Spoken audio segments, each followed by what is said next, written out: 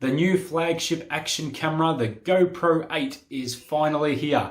But is there enough features packed inside this new device to make it a worthy upgrade? Stick around and find out more.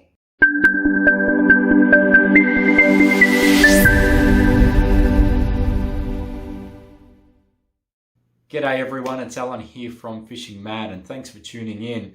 Getting asked to do a lot more product reviews lately, and one that I'm going to cover today is in the action camera scene, and it's something that I'm pretty excited about, and that's the new GoPro 8. So there it is there. I've just received my brand new one in the mail. Very impressive looking unit, obviously a heap of brand new features. Now, what I will say is, I've used the GoPros now for many years, but I don't buy every new installment that comes out. I typically like to wait for some compelling reason to go out and invest more money to buy the newer model. So for instance, this is my GoPro 5. I use this a lot. This is featured really heavily on a lot of the Fishing Mad videos. Now, there was a real compelling reason to buy this one when it came out, and it was the first that had the waterproof casing, which meant you didn't have that plastic cover sitting over the top. And the biggest benefit of that was the audio on these cameras was so much better than previous models. So if you ever watch recordings with GoPro 3s or 4s or earlier, the sound sounds really muffled like this half the time. And then when this one came out, it kind of revolutionized that. So this was the one that had, as I said, the first waterproof casing. It had 4K at 30 frames per second, had voice recognition, and it was the first of its type to have image stabilization. After that, we had the GoPro 6, and what that did over the 5 was it had pretty much double the processing power. It came out with face recognition, it had 4K up to 60 frames per second, and the image quality had increased quite a bit over the 5. Then we move over to 7, which has been the flagship for the last 12 months, and that was really the introduction of Hypersmooth. That was the first digitally enhanced stabilization, and they do that basically by cropping some section out of the video and being able to keep that image still, and that was a really significant change into the product. They also came out with a brand new intuitive operating system, which made it really easy to flick between different menus and screens, and they also added a lot of features to the camera itself. A sharper video, it was a lot better in low light instances, and they added things such as time warp. Now, fast forward until 2020 or at the end of 2019, and now the flagship model is the GoPro 8. And this will be the most common one you see out there, which is the Hero 8 Black. Now, this has done a lot of things which has grabbed my attention, so why don't we unbox it and I'll go through those with you in a bit more detail. So, no returning it now. Open this baby up.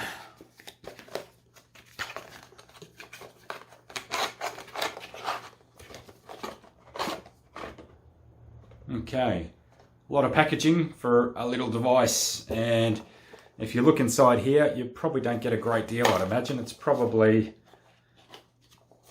well, you get a couple of little manuals, which probably don't do much. You got a USB-C cable, it's pretty stock standard, and you get one GoPro mount, and you get one battery, which is obviously the newer types. You can tell because it's got that blue bar at the bottom. Now, one of the negatives with the GoPro 7 was the battery life, and most people noticed that you got about half an hour less out of the battery life. The GoPro 8s are supposed to be improved, again, giving you about 2 hours runtime per battery, but that's only if you use these newer type of batteries. It is compatible with the old GoPro batteries, so GoPro 7, 6 and 5, you can use all those batteries, but you won't get the same runtime. So you really want to be using these batteries if you can. So nothing really else in there. So again, a lot of packaging for not a lot of material. If we just loosen that off there. Okay, put that away. Okay, and there is your GoPro 8. And you'll notice the design itself doesn't look that much different. It looks quite similar to the GoPro 7 and the GoPro 6 and the GoPro 5, but there are a lot of design changes on the inside which make this significantly different to its other models. So first thing, and probably the big flagship thing for the GoPro 8, is Hypersmooth 2.0. So that's where they've taken their digital image stabilization out of the GoPro 7 and put it on steroids and made it even better. Now I've seen countless examples of this and it looks amazing. So if you go back to GoPro 5 and GoPro 6, when you turn your head, or if you're running on the spot, or as we do, obviously, we're out kayaking or on a boat or pedaling, on an action camera, that change can be really, really hard to watch. And what that digital image stabilization does is try to give you a really smooth picture without the jumpiness. So that was probably the biggest thing that I'm really excited about. The other thing that I'm really excited about is they've finally got a front-facing microphone. Now, if I come a bit closer, you're going to see there, you've got all those, there you go there, they've got all those holes there. So that's a significant improvement. So the audio on these units are much, much better and crisp compared to the 7s and certainly the older models. So a lot of you guys that have seen my videos with the GoPro 5, you're going to notice a massive improvement in audio quality from this to the other ones, and that's purely because of that front audio microphone. Now, a lot of times I'm wearing a head mount or I've got it mounted on there, so having that front microphone is going to be a big difference. So I'm really looking forward to that. Now, the other really compelling thing is there is now inbuilt mounting arms. Now, what I mean by that is if I take this off, and I'll quickly show you. So let's take that off. So now you can see these arms are actually part of the camera. And for me, that is a massive game changer. Now, yes, these might be a little bit flimsy and time will tell to whether they hold up and whether they're durable. But the biggest reason is I can change batteries like that now. Now, let me grab my GoPro 5. Now, most times when I was recording, I have this strapped to my head. And when you hear that beep, beep, beep, beep, beep, which means that the camera has gone flat, what you have to do is you have to basically undo this, take the camera out, then open it up there and take the battery out, put it back in the case, and then put it back on there, and then hope that you've got that in a straight angle, so that way your camera, the footage that you're recording isn't pointing too far down or too far up.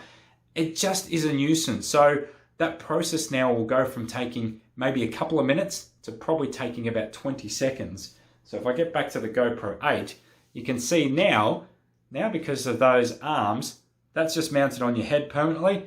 So now all I need to do to change the battery is if I bring this up a bit closer, you've got this slot here, you just push that down, lift that up, and you can see this is quite flimsy. It falls off quite a bit, so that's the only real negative here. But you can quickly put your battery back in, and then this base, and all you do is push that down and lock that into place again. So now there are some other really cool things in here. They've got Time Warp 2.0, and they've also really improved the low light and sharpness as well. So the video quality is getting better and better and better from each model. So, and the last major change with the GoPro 8 is now mods. So these are mods that you can bolt on, physical units. There's 3 different types that you can bolt on. Ones that have professional lighting, ones that have bigger microphones, ones that have extra connections for different sources. And that can be a huge benefit for video bloggers out there, depending on the style of video that you're recording. For me, there is enough features there packed in to warrant going out and investing and buying a camera, and also buying a handful of spare batteries and a new SD card. And hopefully that's really going to improve the video footage of some of the stuff that we're doing. So what we're going to do now, guys, is we're going to take this GoPro 8 out. We're going to hit the water, probably going to hit some low light. We're going to be bouncing around with some waves and some swell, and we're going to see just how good that video quality and certainly how good that Hypersmooth is. So here we go.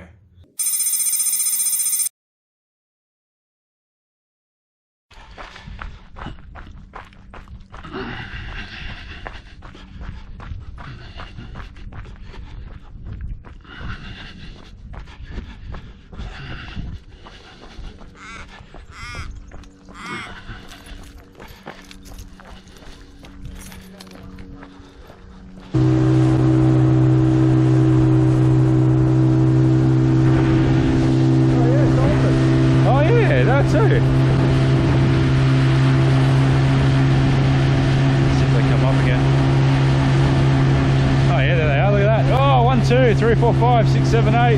Hey! Awesome.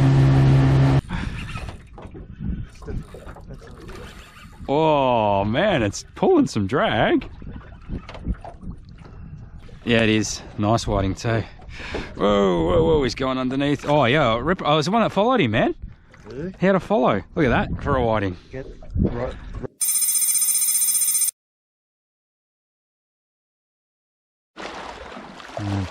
That sun is just peeking up now, guys.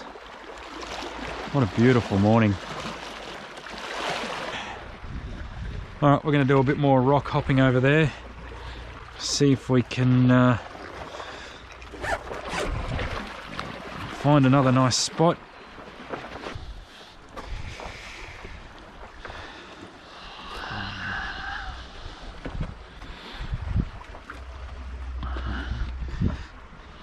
As you can see, I've got perfect hiking shoes on with the Nike Airs. I was using these a little while ago and it bloody slipped over and bloody fractured my wrist, so smart choice today. Don't think so. Alright, so you just get a... How good's that image stabilization, guys? And the lighting. Hopefully 500 bucks worth.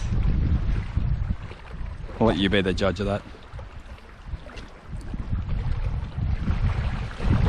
Yep, I got one. I got one finally. We're gonna lift this guy up. He's only got by one tentacle. Got him.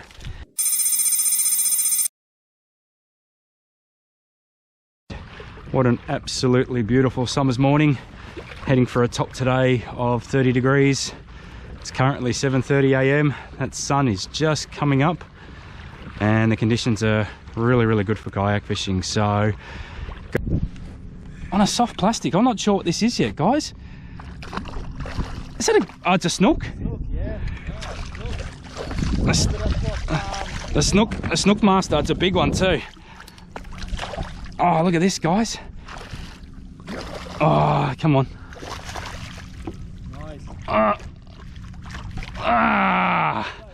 Gotcha. Woo!